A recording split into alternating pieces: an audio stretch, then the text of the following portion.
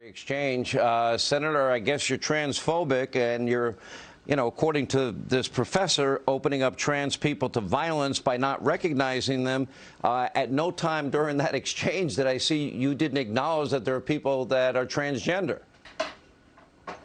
Here is the modern Democrat Party today, Sean. It is that you have to say that men can get pregnant, and if you don't say it, then you are a bigot and you are responsible for violence. I mean, that is the party line. Let's not forget who invited this witness. She was there as a Democrat witness. You didn't see a single Democrat disagree with that. In fact, they're all over social media applauding her and saying, oh, that's exactly right. It's not exactly right. It's exactly crazy, which is why voters are running screaming away from the Democrat Party. This is craziness. And I tell you, Sean, they are so out of touch with America. It's just, you can't even make this stuff up. All right, so when she says to you and asks you a question, I guess offering you a test, do you believe that men can get pregnant? And your answer was, no, I don't think men can get pregnant. That led her to state that that means that you deny the existence of trans people. Okay, so if she's saying that somebody was biologically born a woman, that now considers themselves a man, you acknowledge some people do that, and some people go through whatever surgery they have. But there's no biologically born male that I know of, and I like to follow the science that I'm aware of that would be capable of, as a biological man, of bearing a child. Is that not a fact? I think it's a fact, Sean, and you know what? But for today's Democrats and Democrat leaders, it's not only not a fact, it is religion to them that you affirm that men can get pregnant, and if you don't say it, then you are responsible for violence. I mean, this is their line. By the way, Sean, these are the same people, the same Democrat leaders who want to force young women to compete against biological men in girls' sports. I mean, now we know why. If for all the parents out there, like, why in the world do all of these Democrats want to eliminate girls' sports? Now you know why. They don't believe there is any such thing as a woman. Not really, and they think that if a biological man wants to claim to be a woman, hey, that's fine, and we all have to accept it, or else we're bigoted and violent. It's just crazy. All right, so this gets into two big issues. Number one, age appropriateness in terms of what we teach our kids. This is an issue now that has come up pretty much all across the country, and that is, okay, we have to teach first graders, second graders, third graders about gender identity. I don't think that's particularly age appropriate. And the idea that you can be born biologically a man and then identify as a woman and be transgendered and then compete in female sports. As Caitlyn Jenner has said on this program, I don't really care what your testosterone levels are now. What were they when you hit puberty? That would be the time that would matter the most. Yeah, that's exactly right. And I just don't think that you're going to find many parents in this country. I mean, I say this as a parent of three little kids.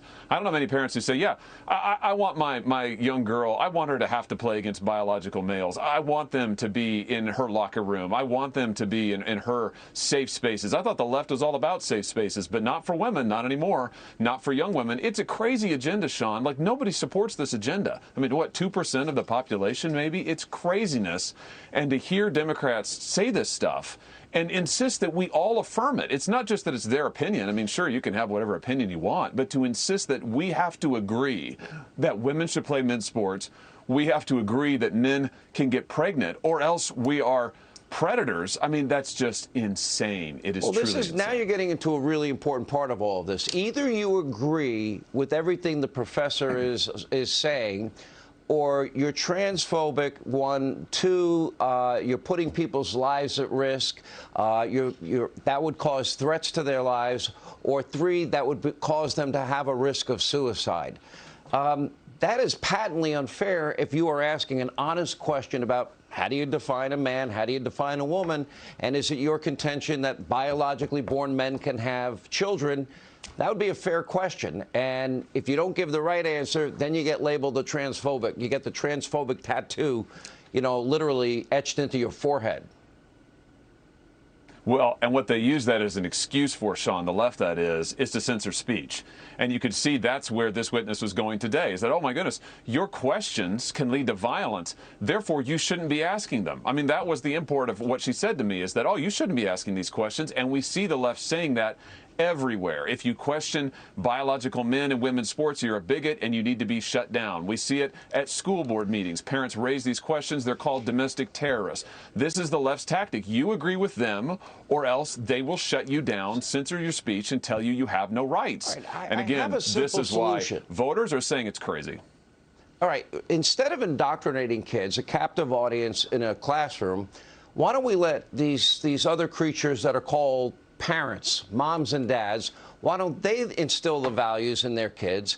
And then we focus on something we've forgotten about a long time ago, even though we spend more per capita on kids for education than any other country in the industrialized world with the worst results. Why don't we teach them reading, writing, math, science, and computers, and let's say let the parents instill the values, or if some parents are uncomfortable about these topics, you can offer opt-in after-school programs, offer parents a curriculum, and if they want to buy into it, they can buy into it all they want, but don't take away the educational opportunities and the time that needs to be focused on the main subjects.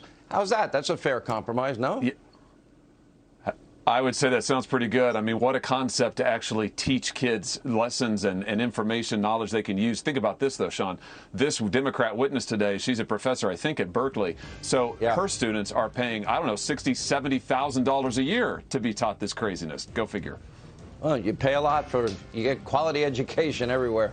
Senator, great exchange. Fascinating times. Thank you for being with us. When we come back, Manhattan's radical district attorney may be forced to back down. We've got an exclusive interview you don't want to miss straight ahead as it relates to that bodega worker as we continue.